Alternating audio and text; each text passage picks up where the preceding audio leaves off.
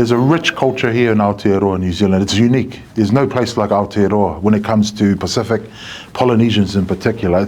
Auckland, where we are, Tāmaki Makaurau, is the largest Polynesian city in the world, bar none. There are more Polynesians that live in Auckland than anywhere, so that says a lot. The Pacific is our home, it is our region, and the Blue Moana continent belongs to the indigenous peoples of the Pacific and Aotearoa, Hawaii, the Micronesian cousins, our Melanesian cousins. One of the biggest threats to our moana, our Pacific blue continent, is climate change, and the science is there. Even the doubters who don't believe in that can go to Tuvalu, go to Kiribati, go to any of the smaller coral atolls and see the damage that's being done through climate change. And Pacific people are disproportionately wearing the cost of industrialization. Honestly, this was actually the first time for me to encounter such king tide. It was horrible. My house was just beside the sea, and we can see the waves, really huge ones. It's scary because where are we gonna go for help? There are no evacuation center for us to go to.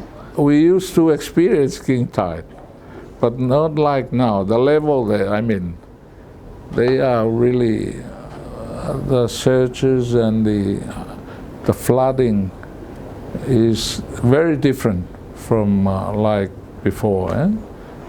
Especially the elders, they've been living here for so long. They've seen so many changes. And here we are fighting for climate change, fighting for our ancestors' homes, fighting for our country, fighting for our homes, like for our land, fighting for our children, because this is home. And there's no place like home. And when you go home, you just feel happy to be there.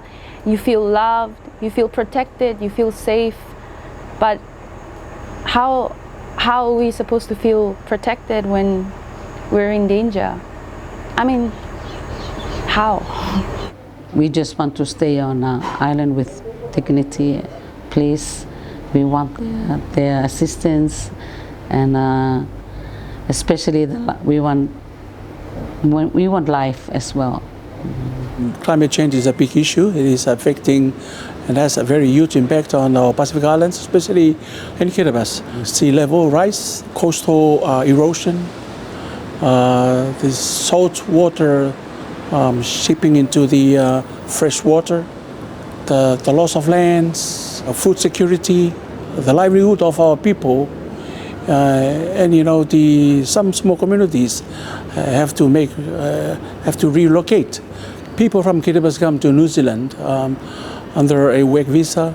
They come to work, they come to study under the study visa, they come on medical grounds or for medical issues, and they come under the Pacific Access categories, and also come under the recognized seasonal employment scheme. Those are the only pathways that our people are migrating to New Zealand under those categories. In my view, it is not enough. No, it's not fair at all, They want to come here, but at the same time, they don't want to leave their loved ones back home, So sometimes they make those sacrifices. But the question is, where's the human heart here? Who's going to look after my parents who are elderly? But at the same time, I want to have a better future for my children. People with disabilities, people who have chronic health disease, they have a really, really tough time getting here. That's why we have the RSC and, the PAC, because you have to come and work with the elderlies and disabilities.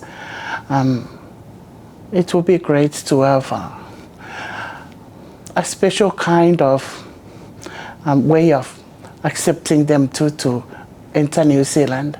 We need to have that human touch, Put yourself in their place. Are you really going to abandon, your loved ones back home, your disabled mother or brother or sister or child? There is more to do, and I understand. I know that this government can do more to allow more of our people to migrate, providing them a fair pathways towards the migration of people under these climate change impact. Yeah, I was at home one time in Kiribati, and the wave, just one hit of a big wave that washed away everything we own and love around our dwelling, our home. Home is where we grew up on or at.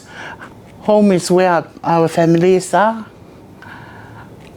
We come to this country, but our loved ones are back home. I still have family back in the islands. My grandma, my mum is still there. It's a very little chance of them getting into New Zealand just because of how hard it is. I just want to plead with the government. You can do so much better. You can do so much more for our people. We are only human beings, and we want to live and enjoy life to the fullest without any fear of the climate change. The Falepili in Australia is a possible kind of template that we can use. Here in New Zealand, they have been zilch. If we are that human enough, please allow us to live and be human. So a better solution would have been about providing a pathway to residency for these people. They need to treat our people fairly. We're human beings like everybody else. I also want to just put a challenge out, a wero, Māori call it, to the governments that make the decisions on behalf of the people. The people want change, and the young people in particular want change, particularly around climate change and the way we treat our most vulnerable. Is it right? Is it fair? Is it just? And so I'm just asking and pleading the governments to please remember your humanity when it comes to people. Malo.